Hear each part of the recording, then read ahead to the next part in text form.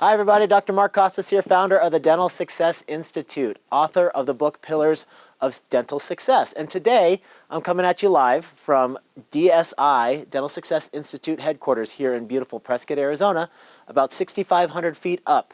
So if you see a little bit of white breath coming out, it's because it's a little bit chilly today.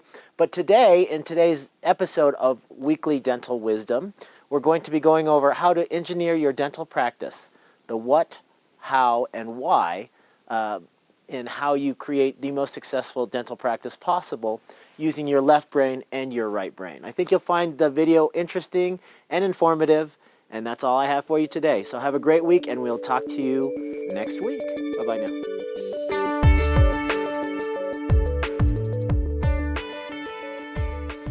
I have found that if you don't take time to figure out why exactly you've set particular goals, I mean the real root reason, who we really are and why we really want to accomplish certain goals, you could end up in a situation where you're kind of,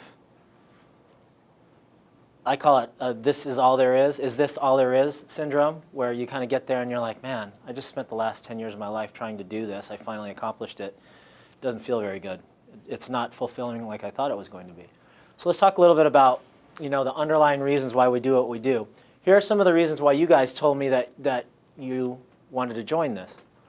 You wanted to increase your income. That's a big one. More time off. That's right up there with increased income. Prepare yourself for practice, exit, or your transition to the next phase of your life. The practice is stuck, and you need a push to get things moving in the right direction. You want to become more profitable. That's a big one, too. You're losing money every month, and you need to right the ship very quickly because you can't afford to support your practice at the current level. You're interested in starting a new practice and setting it up with the right systems from the start. Okay? So the three big questions that you have to address in order to approach your ideal dental practice. You need to ask yourself what, why, and how. That's it. Those three questions are the whole reason that we're all sitting here right now. Once we answer them, we're on our way. So what's the what in that formula? The what are the goals and benchmarks from your practice and life. Okay, that's the tangible. Here's exactly where I want to go. Here's the amount of time that I'm going to give myself to get there. Okay, that's part of it. How you want to grow and expand. How do you want to grow as a person, as a practitioner, that you want to work on and change in your life and in your practice? Overcoming the things that make you uncomfortable and anxious. The things that you are missing from your ideal practice in life. A lot of us don't really, we have kind of a fuzzy idea of what ideal is in our practice in life. It would be nice if the girls were more like this at the office. It would be nice if I had this many square feet in my practice. If the patient base looked a little bit more like this, if my schedule of procedures for the day looked a little bit more like this. But most of us haven't really sat down and defined your actual ideal for your practice or for your life, for that matter. So what's the how in that formula? The tactics, strategies, and systems that will help you achieve the what. So the how is all that stuff that we barely scratch the surface on at the summit. And by the way, that is just like the very, very top layer of what we're going to get into when we spend time together in sessions like this. I mean, that's just like kind of the bare bones basic stuff, what we covered at the summit. And the vast majority of the people already that left the summit have already gone back to their normal grind, and they haven't implemented anything that we talked about. They got that immediate high, that sugar rush from being at the summit, from being at a seminar, from being around like-minded people, for listening to dynamic speakers, and then it all faded and went away. Back to the office, back to the same regular frustrations, back to the things that make them sick and tired of dentistry, and they didn't do anything to change it until the next seminar. When they get that sugar rush again, maybe do one or two things, and then it goes back to the way that it was. The difference is, and how you take that to the next level, is to join groups like this. So this, the how is not going to be a one-size-fits-all solution. It will take persistence, trial and error, and testing to determine the exact formula for what works in your market and your particular practice. Okay, so that's another problem with a summit. I'm saying here are the general rules to get to the next level. But if we don't take a look at your individual situation, then that one-size-fits-all approach isn't going to work. You can't say, everybody do this, and you'll get this much of a result. It's just not going to work that way. All right, the how cannot be accomplished alone. You'll need a collaboration with your team and an accountability group like this mastermind group. Okay, alluded to that a little bit before. So focusing on the what and how, that's what we do as dentists. Most dentists and dental consultants focus on the what, which are our goals and benchmarks, and the how, which are the systems to accomplish those goals. Okay, that's the left brain stuff. Here's exactly where I want to go. Here's exactly how I'm going to get there. Mark's going to help me with external marketing, internal marketing, increasing my hygiene percentage, overall profitability, real solid, tangible, meaty stuff. Okay? The how is how we plan on doing that. You know, writing more compelling ads. You know, getting the team on board with our internal marketing. Showing the hygienists how to present treatment a little bit differently. Scheduling slightly differently in hygiene to get that percentage up. Those are the hows. So we got our whats, our goals, and our hows, the tactics and strategies on how you guys are going to get there. But most of us dentists are skipping the most important factor in creating your ideal practice and life. That's the why. Why do we skip the why? Here's a hint. It has to do with your brain. Schools and academics emphasize left brain logical thinking.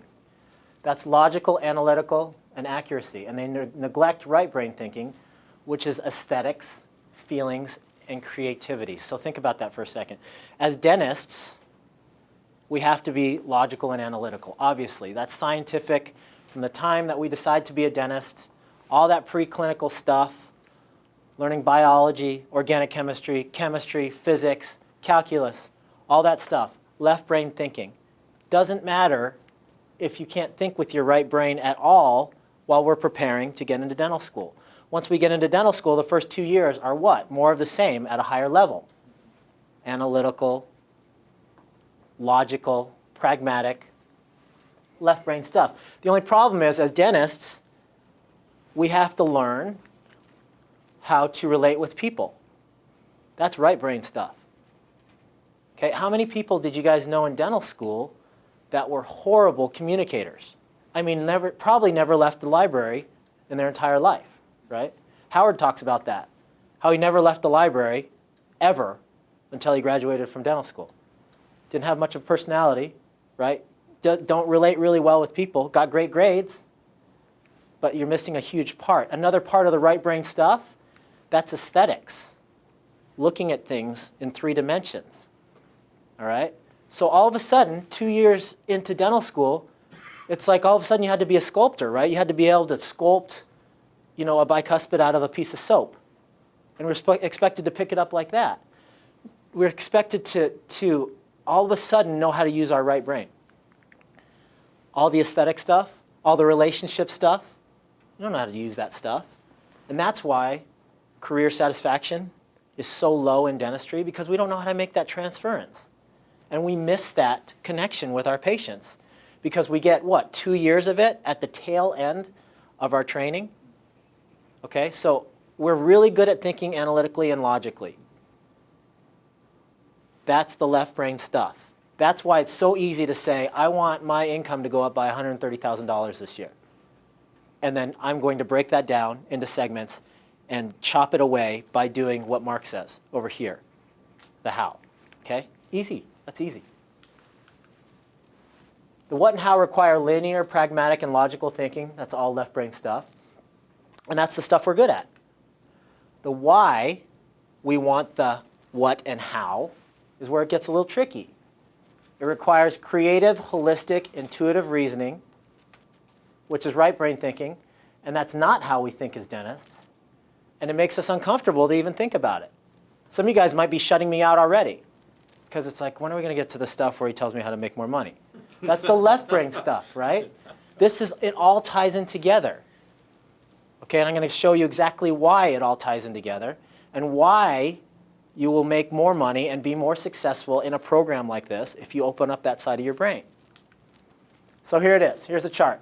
Left brain versus right brain thinking. Left brain, analytical. Right brain, synthesizing. Left brain, logical. Right brain, random. Left brain, sequential. Right brain, intuitive. Rational, left brain. Holistic, right brain. Left brain, objective. Right brain, subjective. Left brain, focus on segments. Right brain, focus on the whole. How true is that, right? We want to focus on this one little problem in the practice and fix it. We don't want to look at and see how it's affecting the entire practice, right? Sally up at the front, when I listen to her from the first operatory, answer the phone, it's like, oh my gosh, she is so rude, but she is really, really good at collecting money and processing insurance claims. So we forget about that. We're focusing on that one little part that she's good at, and we're forgetting about how it affects the entire practice.